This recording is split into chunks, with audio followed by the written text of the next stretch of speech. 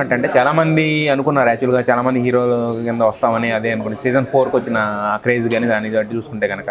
But అది అప్పట్లో మాకు ఒక బ్యాచ్ మీరు విపరీతంగా నచ్చేవాళ్ళు, and Akhil and you and Mehboob and batch. But ఇప్పుడు ఏమైంది తర్వాత సడన్ గా బెస్ట్ ఫ్రెండ్ కింద ఉన్న మెహబూబ్ మళ్ళీ సోహెల్తో కలవడం ఎప్పుడు చూడలేదు మేము. లేదన్నా, ఓపెనింగ్ వచ్చారు కదా, అఖిల్ వచ్చిండు, మెహబూబ్ వచ్చిండు. అంటే మేము అందరం ఒక పనిలో బిజీగా ఉన్నాం అన్న.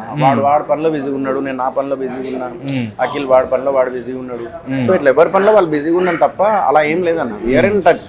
మరీ అంత క్లోజ్ గా అయిందంటే లేకపోవడం వల్ల ఎలా అనిపిస్తుందేమో కానీ, but all are in touch అనమాట. ఒకరికొకరు సపోర్ట్ చేసుకుంటూ ఉన్నాం. అది మాత్రం ఆ క్లోజ్డ్ సర్కిల్ లో ఉన్నంత ఇది బయటకు వచ్చిన తర్వాత ఉండదు కదా డిస్ట్రాక్షన్స్. డిస్ట్రాక్షన్స్ అనేది ఏంటంటే బేసికల్లీ ఎవరి పనిలో వాళ్ళు ఉంటారు అన్న. ఎవరి టెన్షన్ వాళ్ళకి, అందరు ఏదో జీవితంలో సాధించాలని. ఆ మెహబూబ్ గాడికి ఏమో సినిమా చేయాలని, అఖిల్ గాడేమో ఇప్పుడు సెలూన్ చేసుకుంటూ అంటే ఆహాలో వెబ్ సిరీస్ చేసుకుంటూ వాడి బిజినెస్ లో వాడు బిజీగా ఉన్నాడు. సో ఆ బిజినెస్ లో ఏంటంటే నీకు నీ సర్కిల్ వేరే ఉంటది, నీ పర్సనల్ ఫ్రెండ్స్ లేకపోతే వాళ్ళతోనే కూడా. But when it comes to support, he is there for me, I'm there for me. So అట్లా ఇద్దరు ఎప్పుడు సపోర్ట్, ఒకరికొకరు సపోర్ట్ చేసుకుంటూ ఉన్నారు. అయితే మెహబూబ్ది ఒక చిన్న విషయం ఏంటంటే, మీ సీజన్ అప్పుడు ఒక చిన్న ట్రోల్ జరిగింది మనోడి మీద. ఏది మీకు వచ్చి మీ థర్డ్ పొజిషన్ అని చెప్తే మీరు తీసుకొచ్చి బయటకు వచ్చారు. మొన్న సీజన్ లో వెళ్ళినప్పుడేమో కమ్యూనిటీ. ఇది మళ్ళీ చెప్తున్నాను అన్న, ఇది నేను మళ్ళీ క్లారిటీ ఇస్తున్నా. My mom is not there, but my mom is listening to me. మా మమ్మీ నా మాట వింటుంది. అది నిజంగా చెప్తున్నా, ఇట్లా ఏదైతే చూపించిండో అది నిజంగా నాకు తెలియదు అన్న. నేను ఆ రోజు నేను మళ్ళీ చెప్తున్నా, ఇన్స్టాగ్రామ్లో ఎంతమంది ఫాలోవర్స్ అని చెప్పేసి అడిగినాం. అదొక్కసారి క్లిప్ ఉంటే, ఒకవేళ బిగ్ బాస్ క్లిప్ ఉంటే అది ఒకవేళ ఇస్తే మంచిగా ఉంటుంది. నేను ఒకసారి నేను అడిగిన కలెక్టర్నే చేసుకోవడానికి నేను ట్రై చేస్తా. బట్ ఆ రోజు నేను అరే ఎంతమంది ఫాలోవర్స్ రా అది ఇది అని అంటే 2, 3 ఇట్లా అన్నాడు. సో ఇది నేను అసలు నాకు అది కూడా తెలియదు నాకు, నిజంగా చెప్తున్నా. My mom is listening to me. అసలు నేను అబద్ధం చెప్పాల్సిన అవసరం లేదు, నేను ధైర్యంగా చెప్తా. అవును భయ్, నేను నా తెలివి నేను ఉపయోగించానొచ్చు, కానీ నేను అసలు అప్పుడు ఆ టైంలో నాకు తెలియదు. ఇది మాత్రం పక్క.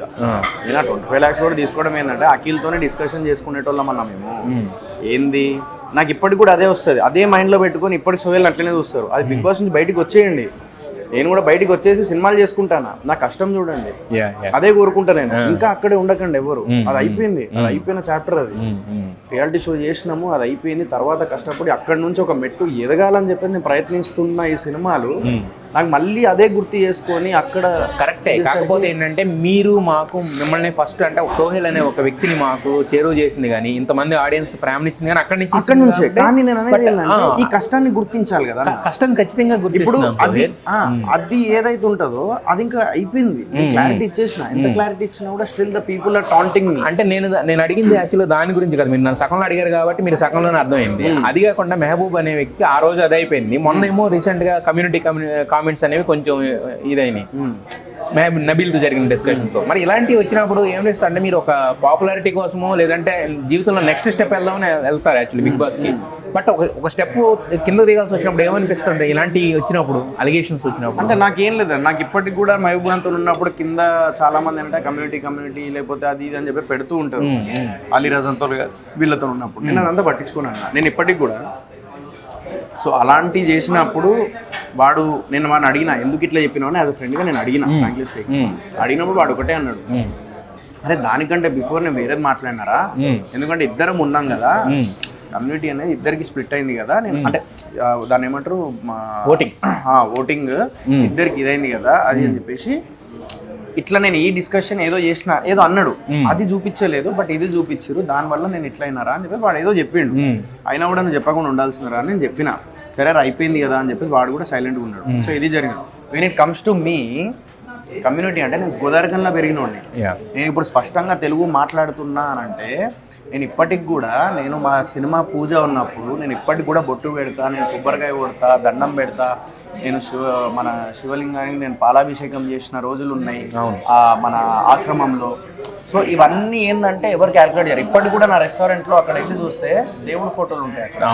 అక్కడ ఎస్ గణేశుడు అండ్ లక్ష్మి పూజ చేస్తూ ఉంటారు. అదే అదే మళ్ళీ ఇక్కడ క్రిస్మస్ ట్రీ ఉంటది అక్కడ.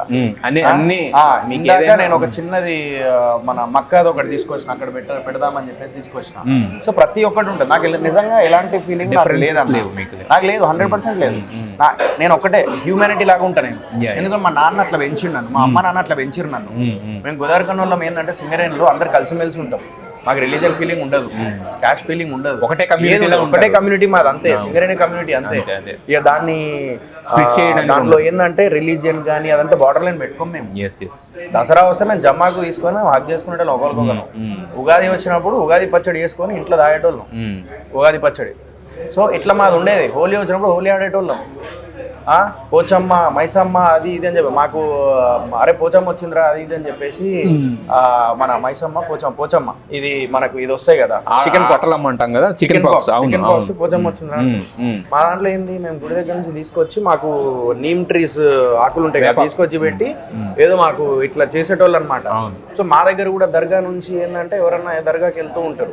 సో ఇలాంటి హెల్దీ ఇది ఉండాలి, అట్మాస్ఫియర్ క్రియేట్ చేయాలి. ఈ కమ్యూనిటీ ఏదో ఒక్క వర్డ్ చెప్పినందుకు ఆ ఫీలింగ్ తెచ్చుకొని నేను అసలు దాన్ని నమ్మ. మనిషి లెక్క బతకాలి, అదొక్కటే నమ్ముతా.